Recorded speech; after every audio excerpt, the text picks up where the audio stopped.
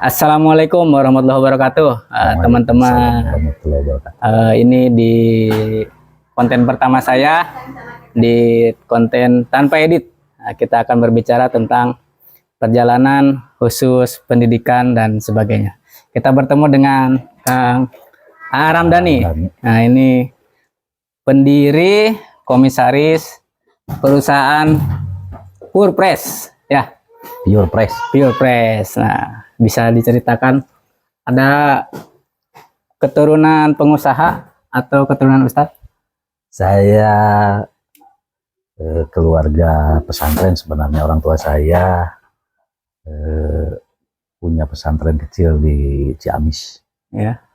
Sama dai keliling dulu di Banjar, di masjid-masjid yang ada di kota Banjar. Itu aja.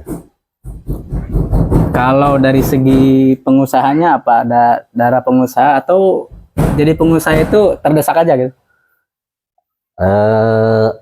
Terdesak enggak sebenarnya, tapi memang dulu orang tua memang sejak awal mengajarkan kita hidup mandiri meski bukan pengusaha, tapi pada waktu-waktu tertentu Bapak almarhum mengajarkan kita untuk senantiasa senantiasa harus mandiri, jangan tergantung pada orang lain, katanya, istilahnya begitu. Jadi sejak kecil Bapak mengajarkan dulu di beternak, bertani, meski waktu itu Bapak belum punya perusahaan, tapi memberikan imajinasi ke kita anak-anaknya tentang bagaimana usaha harus dikelola, pesantren harus dikelola, pesantren harus ditopang oleh unit usaha yang mandiri. Jadi itu sebenarnya ada amanah yang secara tidak langsung disampaikan oleh orang tua bahwa lembaga pendidikan ini harus ditopang oleh usaha-usaha yang sifatnya ya komersil, tapi ada bagian yang dari usaha itu untuk menopang kegiatan pesantren. Makanya di sini di pesantren Nurul Huda kita memisahkan unit-unit pendidikan yang pada dasarnya memang disiapkan untuk melakukan pengabdian pada masyarakat melalui proses pendidikan, dengan unit usaha yang pada dasarnya juga ditopang oleh usaha-usaha yang sifatnya komersial. Makanya secara manajerial pesantren, ya manajemen pesantren, kalau Purpress itu memang unit yang betul-betul terpisah dari entitas pesantren. Jadi khusus usaha, walaupun ada kaitannya dengan pesantren, tapi tidak langsung, hanya disiapkan untuk menopang sebagian penghasilan yang dihasilkan oleh usaha. Kita rencanakan, kita siapkan salah satunya untuk menopang kegiatan-kegiatan kependidikan di pesantren gitu. Jadi pesantren ini didirikan oleh ayah dulu? Nenek. Kemudian dilanjutkan oleh ayah, ya bapak sama mama, terus ya sekarang generasi kita, generasi ketiga. Ya ini sebenarnya kalau di kampung itu istilahnya pesantren pesantren kalong. Tidak ada santri yang mukim, tapi ya hampir seluruh anggota masyarakat yang ada di kampung ini, ya di usia-usia tertentu sampai usia SMP setidak-tidaknya pernah ngaji di sini, hampir semuanya. Ya sekarang juga sama, ya pesantrennya ya pesantren yang ada di tengah-tengah masyarakat. Jadi kalau pagi ada TK, kalau siang ada diniyah, kalau malam dari maghrib sampai isya ada orang ngaji, nanti pulang lagi ke rumahnya masing-masing, setelah subuh datang lagi sampai menjelang waktu sekolah, pulang lagi ke rumah gitu. Saya ingat dulu waktu pernah diajak ke Banjar itu ayah usaha perkebunan jeruk ya? Ya, dulu sempat mengelola lahan yang punya PT Albasi Parahyangan, dulu dikelola Bapak sekira 2 hektar. untuk menanam jeruk dulu. Kita pada saat itu memang, ya itu sebenarnya inkubasi kita yang secara tidak langsung Bapak mengajarkan bagaimana proses industrial itu berjalan. Jadi pas Bapak punya kontrak dengan PT Alba nanam jeruk di situ kan seberang lahan yang kita kelola itu PT Albanya. Iya, PT Alba. Jadi tiap hari kita melihat aktivitas bagaimana perusahaan dikelola. Sibgoh lah kalau bahasa pesantren. Ya, Bapak melakukan itu pada kita, tidak mengajarkan bisnis secara langsung karena juga bukan pebisnis. Tapi pada saat itu Bapak punya kesadaran bahwa kita mendakwahkan Islam itu harus punya ambisi untuk ditopang secara mandiri. Ya dai itu harus mandiri gitu. Jadi aktivitas dakwah itu harus mandiri. Jadi kita ke masyarakat itu menyampaikan pesan-pesan ilahi itu ya bisa kita lakukan tanpa pesanan. Kita bisa menyampaikan pesan-pesan ilahi dengan merdeka, gitu, tanpa pesanan sponsor gitu kata Bapak Almarhum.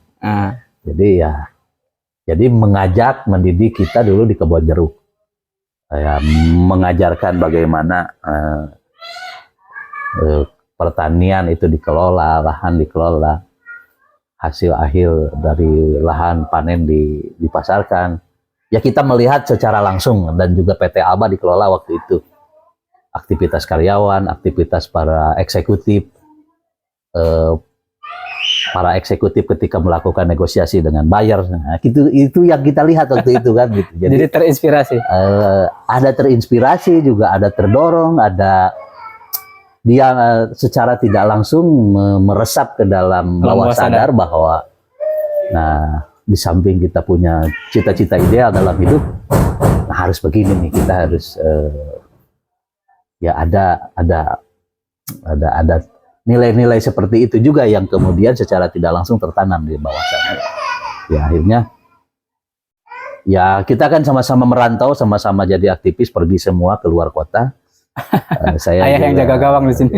Sampai akhirnya yang terakhir Yuda juga adik saya yang kemudian jadi direktur di Pure Press, sempat merantau juga, yang kemudian ketika Bapak dan Mama sakit, ya akhirnya Yuda yang paling pertama turun ke rumah di sini menjaga dengan adik-adik mengelola rumah tangga di sini dengan adik-adik yang perempuan itu menunggu Bapak sampai akhirnya Bapak dan Mama meninggal.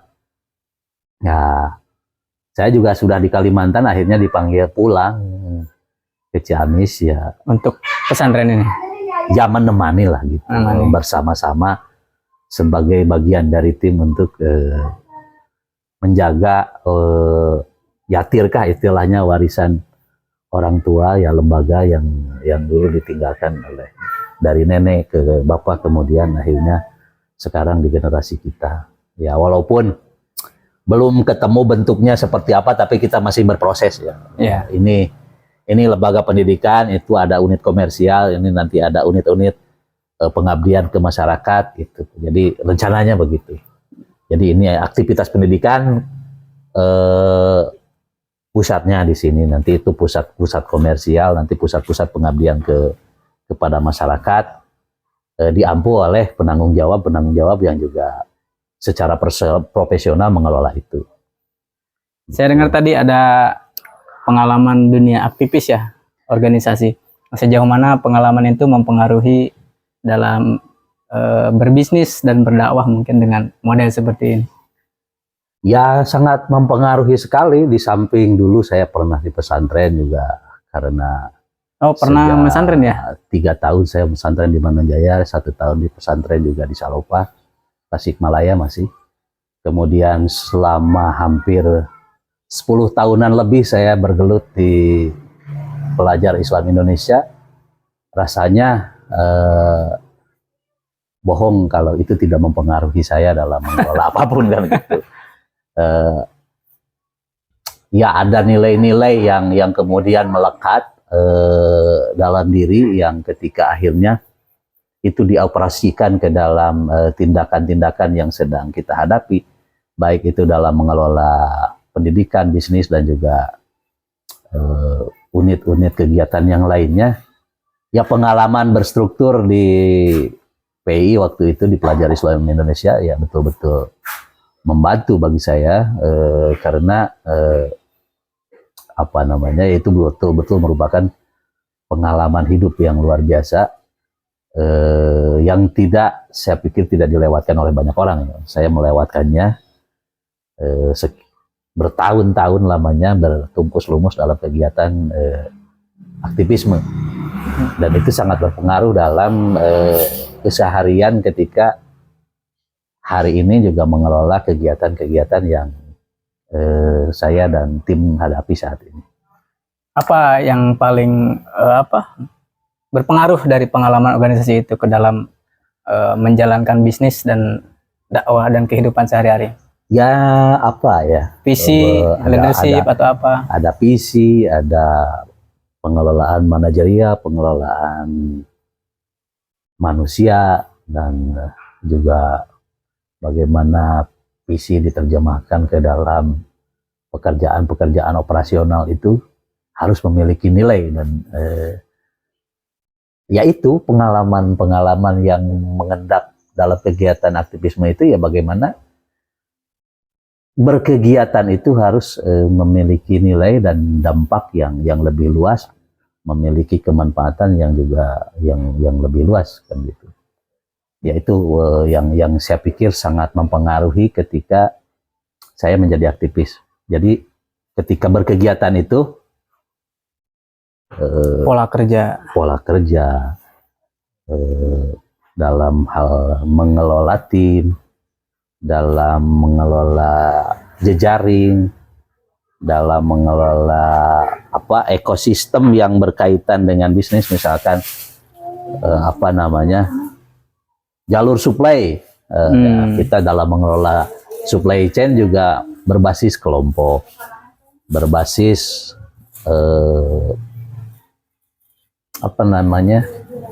bukan hanya melulu kegiatan bisnis dan upaya-upaya komersial, tapi bagaimana kita juga mengelola ekosistem hidup yang harus berjalan. Ada nilai, juga ada kegiatan-kegiatan komersial, tapi juga ada nilai yang tidak lepas bahwa kita harus bermanfaat dan memiliki nilai manfaat yang lebih luas, manfaatnya seluas-luas mungkin bagi masyarakat. Jadi itu yang kemudian selalu melekat dalam pemikiran kita, yang itu saya pikir itu berasal dari masa-masa menjadi aktivis, kan gitu. Nah, dalam segi pesantren ini sendiri sejak tahun kapan diformalkan, dalam arti dibuat yayasan, akta, dan program utamanya apa aja? Kalau tahun mungkin harus semenjak masih ada ayah atau setelah? Masih ada ibu. Pokoknya kalau TK nih, lulusan pertamanya sekarang sudah mahasiswa tingkat 2. Ya. Berarti mungkin pembuatan yayasannya itu ketika masih ada ayah? Kalau yayasan masih ada bapak rasanya. Oh iya. Ya, tapi udah uzur. Oh iya. Memang sudah amanah bahwa ini harus diformalisasi lembaga ini. Harus diformalisasi karena juga tantangan hadapannya juga berbeda ketika masa nenek dan bapak masih mengampu pesantren ini. Jadi ya secara perlahan, ya nilai lama kita pertahankan, ya kita konservasi. Ya pada saat yang sama ada nilai-nilai baru yang lebih baik juga kita adopsi, kan gitu. Jadi ya intinya begitu. Ya kita mengamati, meniru, dan terus memodifikasi sepanjang tidak bertentangan dengan prinsip-prinsip yang ada, nilai-nilai yang melekat dan juga ditanamkan menjadi DNA pesantren ini sejak dari pendiri awal, kemudian generasi bapak, dan saat ini juga generasi kita. Kalaupun ada pembaharuan ya karena itu proses yang niscaya bahwa hidup harus berubah, tidak stagnan pada satu titik, tapi kita mengarahkan perubahan berdasarkan nilai-nilai yang juga secara prinsipil sejak awal menjadi DNA pesantren ini. Ya, tapi dengan kehidupan yang ada juga bisa kompatibel dengan tantangan yang terus berubah. Kan kalau Purpres ini paling baru 4 tahun. Tahun ke-6 sekarang. Sebelum masuk ke Purpres itu pernah nyoba usaha lain untuk menghidupi pesantren ini, atau memang langsung menemukan di dunia kambing? Nah, itu awalnya ya Yuda, adik saya, sudah mencoba berbagai macam usaha sebenarnya. Pernah usaha ternak bebek, ternak ikan, pernah.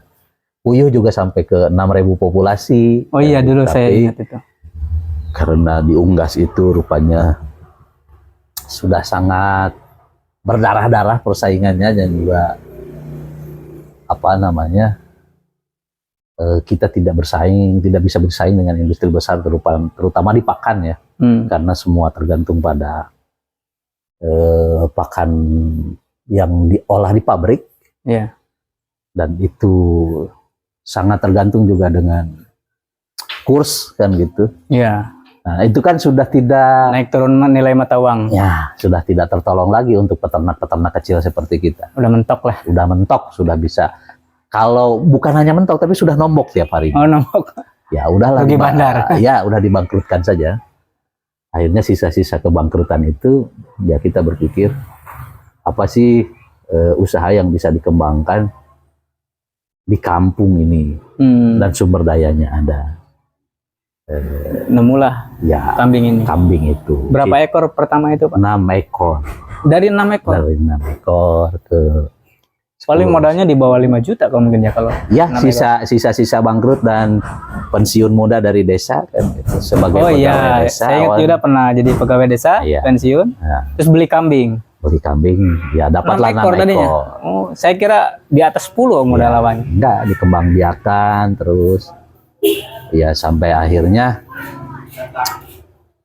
ternak ini harus kita temukan apa, karena kita juga bukan hobi ternak itu, tapi harus menjadi mata pencaharian. Akhirnya setelah belajar sana sini, riset sana sini, akhirnya diputuskan bahwa ternak kita ini fokusnya di milking, di dairy. Oh, sebelumnya memang belum niat ke ternak susu? Belum, gitu. Daging kayak kambing daging aja? Nguji dulu, kita beternak dulu. Ya. Tapi ketika 6, akhirnya nambah 10 ekor, jadi 20 ekor. Nah ini harus fokus nih arahnya. Nah, sejak awal di dairy sebenarnya, cuma belum nah setelah itu baru semua energi kita fokuskan di bahwa bisnis kita ini dairy, kambing perah. Nah, jadi sejak itulah kemudian ya sampai sekarang ya sudah sekira 6 tahun. Awal ternak kambing susu perah itu di angka berapa ekor, dan 6 ekor. Teknologinya masih manual. Oh, masih manual. Di gini gitu. Di gini perah manual. Oh, jadi belum ada peralatan-peralatan belum ada pengembangan, kandang juga masih bekas kandang bebek. Yang di belakang itu ya? Di belakang. Ya. Waktu itu kemana ngejualnya waktu produksi? Belum ada pasar susu dulu. Berapa? Belum ada pasar susu, kita belum mengenal pasarnya kemana. Paling berapa kilo mungkin hasilnya waktu itu? Ya berapa mili, berapa liter lah sehari belum. Konsumsi di sini aja mungkin. Konsumsi di sini. Kalaupun buat hidup para pengampunya Yuda waktu itu ya jual-jual rumput, karena jualan rumput itu dulu masih seksi. Oh, jadi bisa menghasilkan. Rumput sama-sama peternak kambing. Ya. Belum menghasilkan dari susunya, karena juga kita masih fokus di perbanyakan populasi, mengembangbiakan kambing dulu. Jadi kita lahiran betina tidak jual, meski lapar, meski apa, pokoknya meski langit runtuh, pokoknya jangan dijual. Nah, gitu. Untuk memenuhi kebutuhan ekonomi waktu itu ya apapun yang bisa dikembangkan, termasuk jual rumput waktu itu. Karena ini belum menghasilkan. Waktu itu juga kan perusahaannya belum dilembagakan secara... Belum, karena para trupernya itu ya udah masih tukang cukur lah waktu itu. Segalanya sendiri. Ngarit, marah, Kalau ada susu ya ditawar-tawarin sendiri karena belum mencukupi untuk membuat tim manajemen. Lalu kemudian bertambah. Ya ketika populasi makin bertambah ini tidak bisa lagi dikelola seperti mengelola tukang cukur. Nah, ternak ini harus diseriusi dan dimanajemen. Akhirnya ya dikembangkan begitu. Jadi dilembagakan itu sebagai akumulasi dari tumbuh kembangnya populasi. Oke, ketika itu tidak mungkin lagi ditangani oleh sendiri. Capek lah. Ya, itu sampai 40 waktu itu Yuda masih menangani sendiri. Sama Jaki berdua. Itu memang bisa. Tapi waktu kita terampas, tidak punya waktu-waktu yang lainnya. Habis. Dan produksinya nggak maksimal. Nggak maksimal dan waktu kita habis. Daya kita memang mampu sampai 40 ekor. Kemampuan terakhir itu seorang itu mengampu 40 ekor tapi sudah tidak punya waktu yang lain. Kita seperti mengabdi ke kambing akhirnya. Bukan kita jadi penggembala kambing. Jadi kita yang bertuan kepada. Ya akhirnya dari situ ini ya berkumpul lah kita ya. Karena sejak awal memang sirkah keluarga. Tapi waktu itu ya hanya Yuda dan Jaki yang kelola. Lalu kemudian ketika populasi semakin bertambah, nah ini harus kita ngobrol lagi, ini harus dikelola secara serius. Jadi bisa jadi bisnis. Ketika dilembagakan itu kan ada sebuah kebutuhan baru kan. Satu, manajemen profesional, sistem perusahaan. Yang kedua mungkin modal yang tidak sedikit. Dari mana itu? Apa ada konsultan? Apa ada investor yang? Kalau konsultan enggak. Ya teman-teman aja, kita sama teman-teman berbagi informasi, berbagi. Dulu sempat dengan teman juga Alma, dulu sempat masuk di tim di sini. Kita sendiri dan kita juga kebetulan ya sama-sama pembelajar. Ya, akhirnya ini harus dibuat seperti ini, Ya awalnya ya akumulasi kambing itu yang jadi modal. Ya karena akumulasinya semakin terus bertambah, akhirnya harus ada pengembangan kan, harus ada penambahan skala baik dari kandang karena populasi bertambah. Terus butuh juga pengelola SDM yang mengampu pengurusan ternak di kandang, mengelola pakan, mengelola hasil susu karena sudah mulai ada hasilnya. Nah, portofolio itu yang kemudian akhirnya juga ada yang membuat orang yang percaya ke kita dan menanamkan modalnya ke kita. Ya ada satu orang yang percaya awalnya kan begitu, memiliki kita dianggap memiliki cukup trust lah bagi orang untuk menanamkan modalnya di sini. Lalu kemudian ya begitulah ya ada penambahan skala dalam kandang, dalam mesin-mesin produksi, rekrutmen sumber daya manusia. Kalau sumber daya manusia rata-rata karena ini perusahaan keluarga lebih banyak diampu oleh keluarga. Adapun SDM tambahan ya juga lebih banyak warga lokal sebenarnya. Tetangga-tetangga ini ya? Warga lokal, saudara-saudara lah kan gitu. Jadi yang kita latih makanya mengelola SDM di sini ya cukup lama dan mahal. Karena ya kita ya juga di samping punya unit usaha komersial juga harus membuat orang-orang di sekitar juga memiliki dampak dari adanya usaha ini. Sehingga sejak awal kita kan berprinsip no one left behind, jangan sampai ada yang tertinggal di belakang. Itu dulu prinsip yang masih utopia bagi kita, tapi ketika akhirnya kita punya lembaga-lembaga yang sedang kita kelola, baik lembaga pendidikan ataupun lembaga usaha, ya karena kita berprinsip bahwa jangan ada yang tertinggal, makanya yang pertama kita rekrut itu ya yang dekat, yang ada di sekitar, lalu standarnya kita tingkatkan. Nah itu yang bikin lama. Upgrade. Ya. Bukan meng-hire orang-orang yang dari luar yang sudah punya kualifikasi. Ya, itu makanya yang membuat kita lambat. Ya itu. Ya kita kan tidak berambisi jadi yang tercepat. tapi ingin upaya ini long lasting, Ya. berjangka panjang. Tapi saya lihat, saya kan agak memperhatikan di sini dulu ya, berkait dengan pembelajaran tadi. Saya lihat di sini tuh budaya eksperimentalnya sangat tinggi dulu tuh. Yuda kan pernah bikin apa? Kombucha, Kombucha, jamur, jamur. apalagi. Jadi yang orang belum pernah buat, tapi dicoba dibuat di sini dengan segala resikonya ya. Saya lihat itu keren sekali. Ya itu yang makanya kita ingin bahwa suatu ketika, baik karena kan ini kampung ya, populasinya padat, jadi usaha sekalipun tidak bisa secara komersial dikembangkan di sini. Ya baik peternakan atau lembaga pendidikan, sifatnya bagi di sini ini center for excellence, pusat-pusat keunggulan untuk riset dan pengembangan yang kemudian masyarakat bisa belajar di sini. Karena kan masyarakat itu tidak bisa ngobrol, ayo berubah, enggak. Tapi ketika kita melihat perubahan secara tidak langsung dan berhasil, lama-lama terlibat. Ya, gitu. flow, kalau di masyarakat itu kan let it flow, kan gitu. Harus mengalir itu. Membuat flow-nya bagus, nilainya ada, terus dampaknya juga terasa. Nah, jadi kita berharap bahwa suatu ketika pesantren ini, lembaga pendidikan dan lembaga usaha, dan juga ada nanti pengabdian masyarakat itu saling berhubungan dan bersinggungan sehingga jadi pusat keunggulan di sini.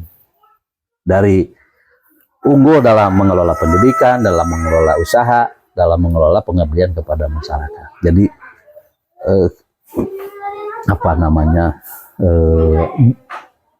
apa yang kita lakukan memiliki multiplier effect. Gitu. Ya, dampaknya multiplier. Begitu itu harapannya. Kalau masih ingat pasar pertama penjualan susu kambing yang kemana dan bagaimana mulai tumbuh besarnya?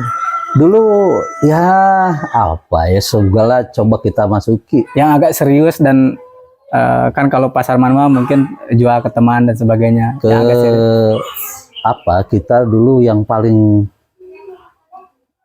saya juga termasuk bereksperimen untuk ke anak sendiri. Ya kita sebelum memasarkan kita harus percaya produk kita baik. Anak saya yang kedua sampai usia sapi nggak pakai susu formula, Susu kambing.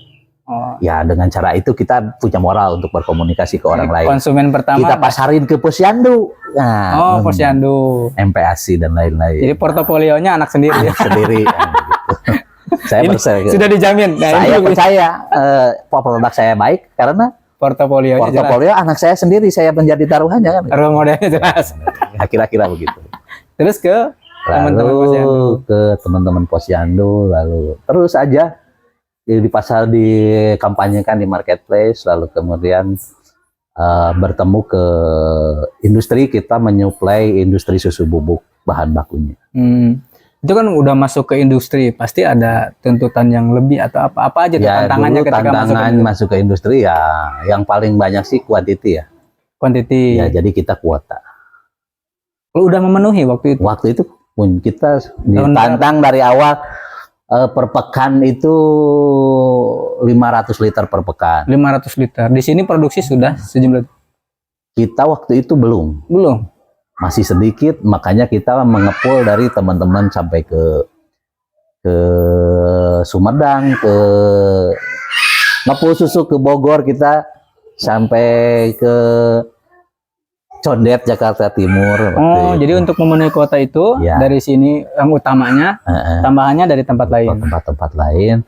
Kemudian dari 500 liter per 2 pekan, 500 liter per pekan, 1000 liter per pekan, sampai 2000 liter per pekan. Meningkat itu ya? Ya, terus kemudian karena ini tantangan kita itu berarti di populasi dan populasi peternaknya. Makanya kita mengembangkan skema kemitraan dengan peternak-peternak. Dengan ada di beberapa desa kita punya mitra, termasuk yang ada di tetangga-tetangga kabupaten, ya di Tasik sama di Garut. Ya, ketika dengan ekosistem mitra sudah terpenuhi kuota, kita yang jauh-jauh kita tinggalkan. Jadi pakai mitra-mitra yang ada dekat di sini. Sekitar akhirnya. Kenapa tidak mengembangkan di sini? Apa lahan terbatas apa gimana? Nah, sementara kita pun kemampuan kita ekspansi juga masih terbatas. Terus juga di sini kan pemukiman yang padat, makanya kita sementara karena daya ekspansi kita masih terbatas, akhirnya juga kita pilih opsi juga akan lebih berdaya kalau orang lain juga sesama peternak memiliki tenaga, makanya kita melakukan skema kemitraan dengan masyarakat, dengan beberapa peternak. Kalau penjagaan kualitasnya gimana? Kan apalagi kayak tadi kan ngambil dari Condet, Bogor, Sumedang. Ya, kualitasnya kayak sama dengan sini. Ya, kita nggak bisa memastikan sih susunya. Waktu itu kita hanya diminta kuota. Ya semakin ke sini baru ada QC dari pabriknya. Yang penting butuh 3 liter aja. Nah, kalau sekarang semakin ketat QC-nya. Dari pabriknya apa dari sini? Pabriknya. Dari pabriknya.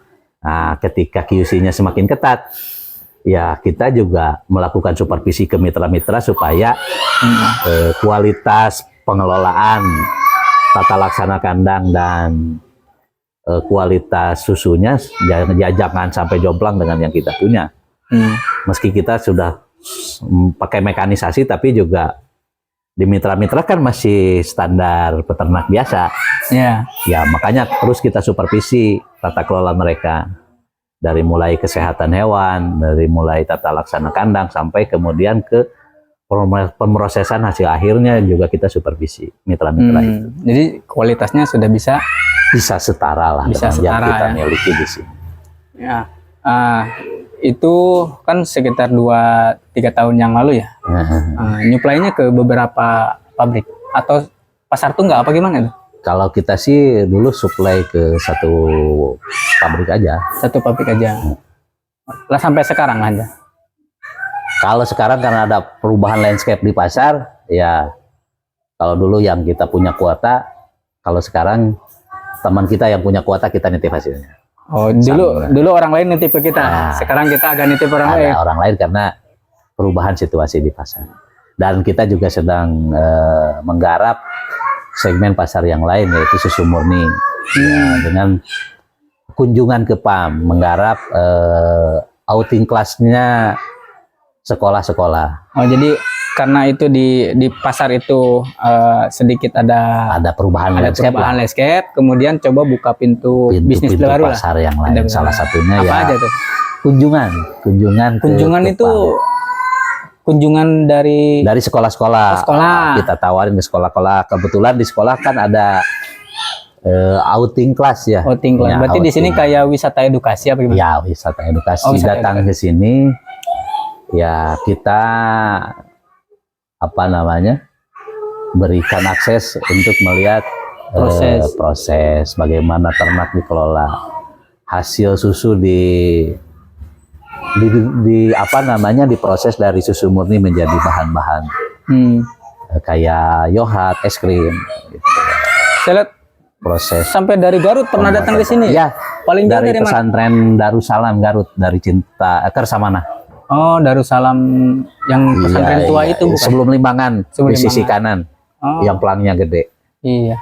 Kalau sekolah-sekolah di sekitar sini mungkin udah banyak yang begini. Ada yang sudah kunjungannya berulang dari beberapa sekolah, kayak di Arisalah, di Auladi atau di beberapa sekolah. Al Mu'min dulu udah berkunjung beberapa kali. Kayaknya informasi itu udah tersebar kayaknya ya? Alhamdulillah. Ya, kita mengenalkan produk susu itu susu yang langsung dari PAM, susu murni. Dan bagaimana susu murni itu diolah menjadi makanan-makanan yang berkualitas kan gitu. Kita latih mereka juga bagaimana mengelola pakan,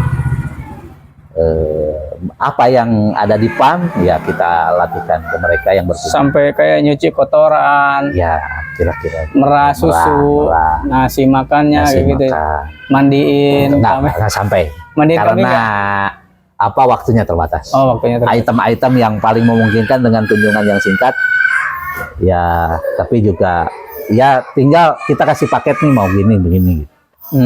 Ya itu ya kita tawarkan ke sekolah-sekolah. Alhamdulillah sudah mulai apa namanya banyak kunjungan-kunjungan dan bisa memasarkan susu juga. Kan itu mungkin jadi nilai tambah sekolahnya juga mungkin. Ya. Ada program outing Ya, itu jadi. outing kelas juga akhirnya jadi nilai tambah bagi sekolah-sekolah dan juga bagi kami ya nilai tambah dan juga peluang pasar. Ya, nambah promosi dan sebagainya lah. Nah. Terus kalau susu itu apa yang saset itu? Nah, kita sedang mulai belajar juga mengolah susu.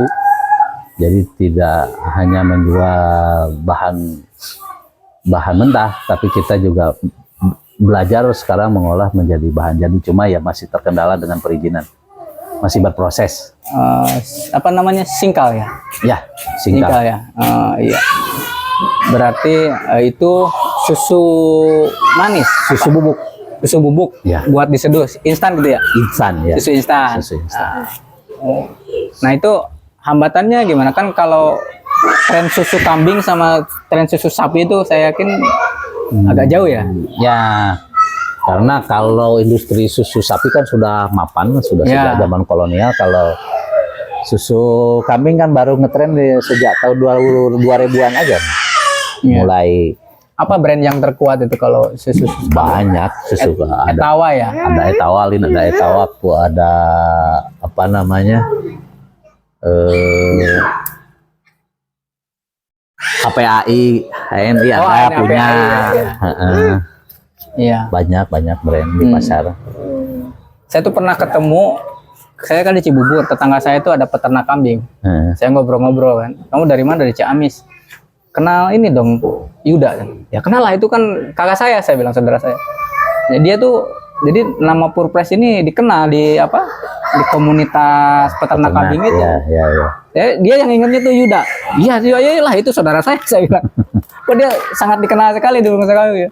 Ya, alhamdulillah karena ya peternak kambing ini kan baru sedikit, Oh, belum banyak. Jadi yang populasinya ada banyak sedikit itu ya langsung menjadi spotlight kan gitu. Ya kebetulan kita juga iya.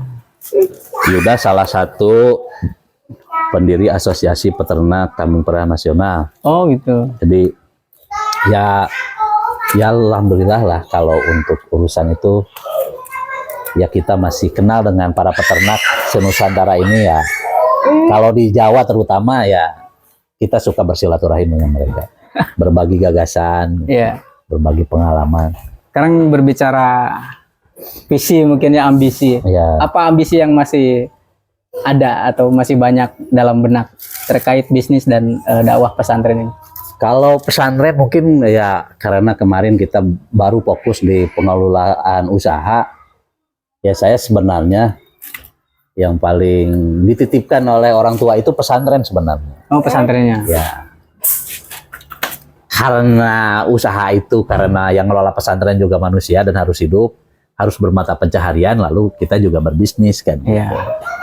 Yang lebih dititik beratkan oleh orang tua itu sebenarnya ini pesantren. Pesantren. Ya ini saya mau, yang cita-cita terbesar itu ya bagaimana pesantren ini bisa terus bertahan, berkembang dan semakin banyak memberikan kemanfaatan sebanyak mungkin bagi masyarakat dan umat kan gitu. Ada obsesi perluasan wilayah area pesantren? Enggak sih, saya ingin tidak di tempat sebenarnya yang menjadi ambisi saya, tapi di kualitas asuhan, di kualitas nilai pendidikan yang ingin dikembangkan. Makanya saya ingin menjadikan ini sebagai pusat keunggulan ya, Center for Excellence. Apa sih yang sudah berjalan program pendidikan? Ada TK, ada TK, ada Dinia, ada pengajian ibu-ibu mingguan, gitu ya, yang sudah berjalan. Sama pengajian tiap waktu sholat, pada sholat. Oh ada ya. Ya. Pada duhur, ada Dinia, pada maghrib, dan pada subuh. Terakhir mungkin tidak ada anak muda yang berjalan sendiri kan? Ya. Senantiasa ada influencer atau guru, baik yang secara langsung dan tidak langsung. Iya. Kalau boleh disebutkan siapa yang menjadi mentor atau influencer tim di sini? Kalau saya secara pribadi ya Yang paling tabaruk lah kalau bahasa pesantren. guru saya yang utama dulu, karena dulu orang tua saya juga sama dari pesantren Miftahul Huda di Manojaya. Oh, dari Kiai Ya. Miftahul Huda. Kiai Haji Wairapandi dan keluarga dan juga guru-guru yang ada di pesantren itu ya guru-guru saya dulu di pesantren. Nah, Ya kemudian ya mentor-mentor dan senior saya di Pelajar Islam Indonesia. Saya lama dilatih oleh Pak Nanang yang saat ini menjadi keluarga besar PI dan juga Ketua DPRD Ciamis. Ada Mang Dadan di Cicalengka itu mentor saya, juga almarhum Mas Tom. Mas Tom. Tomo dan Anjaya. Oh, sempat ketemu kita ya sama Mas Tom ya? Ya, dulu di Wisma Kodel kita, atau waktu dulu ada acara di Cicalengka saya sampai ke rumahnya di Cimahi. Iya, Bang Dindin almarhum. Oh iya, Bang Dindin. Darul Hikam, Bang Dindin. Kalau masih ingat tuh Bang Dindin, ya luar biasa, mentor yang luar biasa, dan juga mentor yang kemudian membawa saya ke dunia teknokrat ini ya Pak Sofyan Jalil. Oh, Pak Sofyan. Ya, dulu kan saya orang pesantren sarungan, Belajar profesional. belajar dilatih bagaimana caranya menjadi profesional yang paling bertanggung jawab mengubah cara berpikir dari seorang dari yang ya pesantren dan jadi aktivis juga lebih banyak mengelola persoalan-persoalan SDM. SDM. Ya kalau Pak Sofyan melatih, mementori saya urusan-urusan yang sifatnya teknokratik. Ya. Ya, terutama melatih bagaimana bisnis dikelola. Bagaimana, nah itulah banyak sekali yang mempengaruhi saya sampai akhirnya berjalan juga ke titik saat ini. Oke. Terakhir mungkin pesan untuk dunia dakwah dan dunia bisnis. Ya, para pejuang dakwah teruslah belajar dan jangan berhenti berdakwah. Ya, untuk yang sedang merintis bisnis ya tekuni. Ya, apapun ceritanya, resikonya ya itulah resikonya. Apa namanya? Dinamikanya disyukuri. Disyukuri juga, mau buntu, mau bangkrut, apa namanya, ya itu pelajaran hidup yang paling besar yang tidak diberikan sekolah dan kampus pada kita, ya bisnis memberikannya. Ya salah satunya ya apa dinamika bisnis, salah satunya keterpurukan, kebangkrutan, Roller coaster. kayak roller coaster, itulah dinamikanya dan itu sekolah. Dan tidak diberikan sekolah formal pada kita. Ya teruslah yang berdakwah terus berdakwah, yang berbisnis terus berbisnis, dan yang paling penting jangan berhenti belajar. Gitu aja. Oke, teman-teman. Nah, sekian bincang-bincang dengan pendiri sekaligus pejuang bisnis dan dakwah di daerah Ciamis, Kang A. Ramdhani. Baik, kita akan jalan-jalan ke tempat bisnis dan dakwahnya. Kita keliling-keliling aja. Ayo. Ini ruangan apa? Kobong ya, bukan? Ya, kobong tempat. Kalau ada yang nginap-nginap. di Oh, sini. ini ada kobong, ada kantor, ada 2 lantai. Di atas untuk apa? Itu ruangan TK juga. Oh, di atas ada ruangan TK. Nah, ini tempat mendidik generasi-generasi diniah. Kalau ini Madrasah. madrasah. Ya. Nah, ini teman-teman, ini madrasahnya. Tempat ini. Nah, ini nih yayasannya. Oh, ini yayasannya nih. Nah, yayasannya Purwadaksi Jati, Ponpes Nurul Huda, Majelis Taklim, TK, TPA, DTA. Kita jalan-jalan ke apa namanya itu, peternakan kambing perah.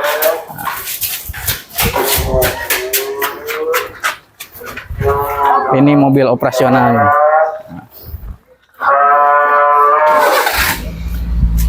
Bang. Ya.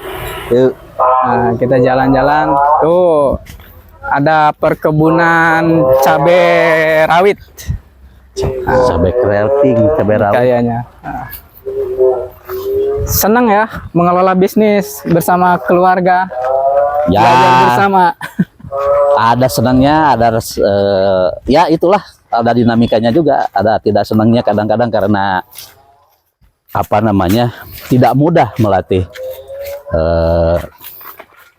saudara biologis, tapi pada saat yang sama harus kita perlakukan sebagai orang yang profesional, Ya, sebagai yang sahabat.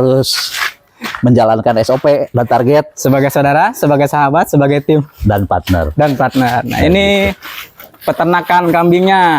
Ini di bawah ruangan apa? Ruangan perah, Oh, ini ruangan perah. parlor. Ini tempat perahnya. Oh, kambingnya nanti naik ke atas ya? Ya, parlor itu. Parlor. Oh, kambingnya nanti berdiri di atas, nanti diperas susunya. Iya. Kalau itu di bawah Itu kotorannya. Nah, kita jalan-jalan ke atas. Nah, ini putranya Kang AA yang kedua. Nah, ini portofolio yang minum susu. minum susu dari sejak lahir sampai disapi. Nah, ini teman-teman. Nah, ini Kambing. kambing produksinya. Berapa liter sekarang kapasitas, A? Sekarang sedang kita scale down, kita kecilkan skalanya karena ya itu ada perubahan landscape di pasar. Makanya sekarang sedang dibreedingkan semua. Jadi produksi susu sedang berkurang, sedang baru cuma 45 liter per hari. Oke, siap. Dari sebelumnya 150 liter per hari. Gimana rasanya susu kambing? Mantap. Oke. Baik teman-teman, dicukupkan sekian. Semoga bermanfaat. Terus berjuang, terus belajar, dan terus bersyukur. Alhamdulillah.